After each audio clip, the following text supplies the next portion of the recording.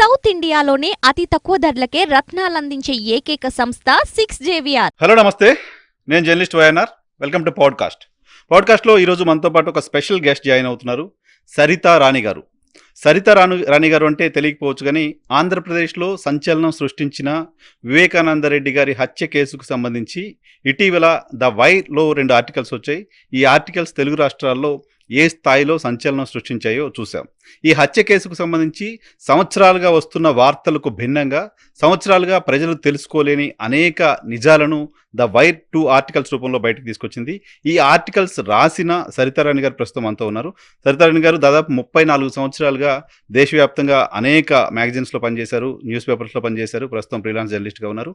So ఆమె observation ఏంటి, హత్య కేసుకు సంబంధించి ఇన్వెస్టిగేషన్ తీరు ఏ రకంగా జరుగుతుంది అనే దానికి సంబంధించి, సిబిఐ విచారణ ఏ రకంగా జరుగుతుంది అనే దానిపైన తెలుగు రాష్ట్రాల్లో అభ్యంతరాలు, అనుమానాలు, అపోహలు ఉన్న నేపథ్యంలో సరితారాణి గారు ఏం అబ్జర్వ్ చేశారు ఈ కేసుకు సంబంధించిన ఇన్వెస్టిగేషన్ ప్రాసెస్లో అనేది తెలుసుకుందాం. మేడం నమస్తే. నమస్కారం అండి. First of all thank you very much for your time. నేను కూడా ఫస్ట్ టైం మీరు బయటకు వచ్చి మాట్లాడుతున్నట్టున్నారు. అవునండి, I don't like, first of all I old school television అండి.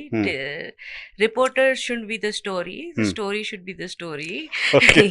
TV reporting I actually just don't, not my cup of tea.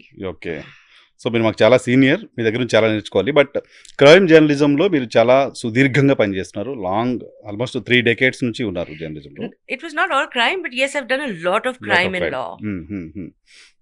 Particularly CBI cases. Yes, I did.